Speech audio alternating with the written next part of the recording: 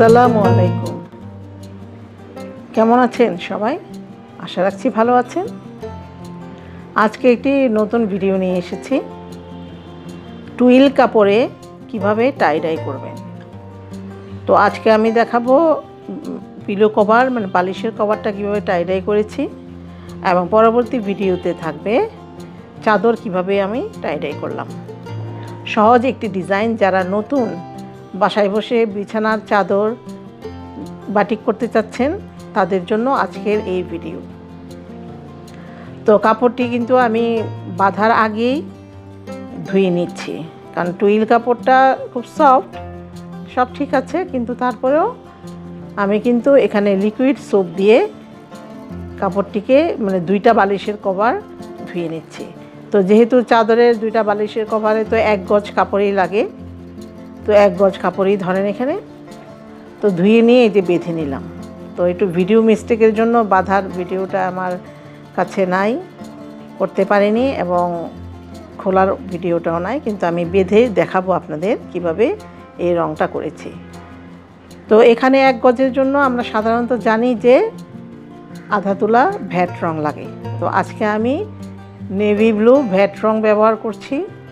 তো এখানে আমি কিন্তু 1 তোলা ভ্যাট রং দিব, কারণ বিছানার চাদর একটু মানে মোটা, এই জন্য মোটা ভারী হয়। তো ভারীর জন্য অবশ্যই তো আপনারা বেশি পরিমাণে রং দিবেন। যদি এখানে কম পরিমাণে আমি রং দিতাম তাহলে কিন্তু রংটা সবুজ আসবে, যেহেতু পেস্ট কালার, এটা কিন্তু একটা পেস্ট কালারের কাপড়। তো যেহেতু আমি রঙিন কাপড়েই নেভি ব্লু দিচ্ছি, এই জন্য কিন্তু আমাকে রঙের পরিমাণ বাড়িয়ে দিতে হবে।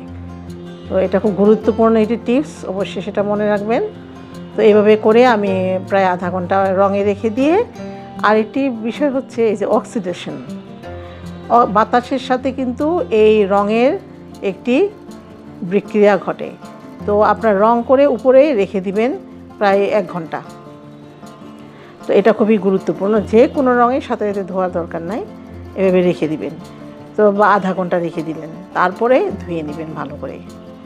তো ধোয়াটা আমি সাথে এইভাবেই ধুই, আপনারা এইভাবেও ধুতে পারেন, পানি স্প্রে করে, অথবা বালতিতে ডুবিয়েও ধুতে পারেন।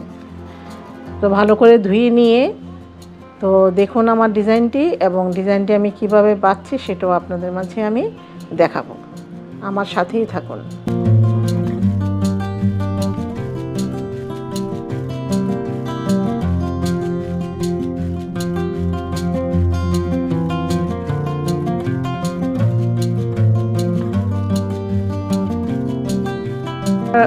আজকের এই ডিজাইনের ভিডিওটা তো আমার কাছে খুলতে নাই, বললামই আগে আপনাদের।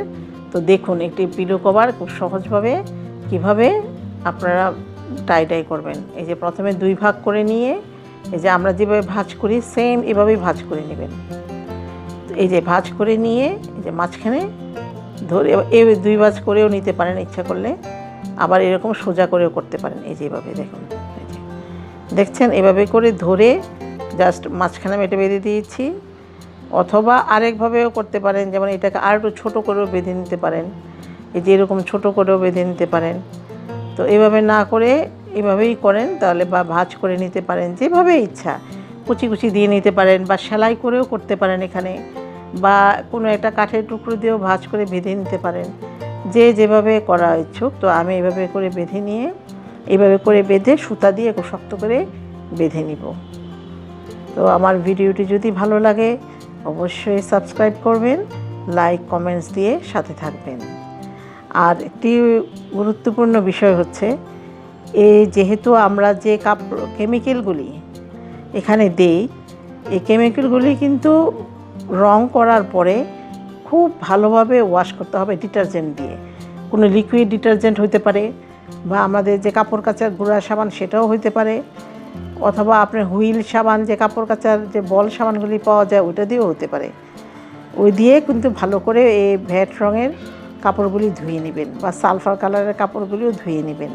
সো মোস্ট ইম্পর্ট্যান্ট, তা না হলে শরীরের জন্য ক্ষতিকর হতে পারে। যেহেতু আমরা এখানে ব্যবহার করেছি হাইড্রোজ এবং কস্টিক এবং ভ্যাট ব্লু রং। তো ধন্যবাদ সবাইকে, আসসালামু আলাইকুম।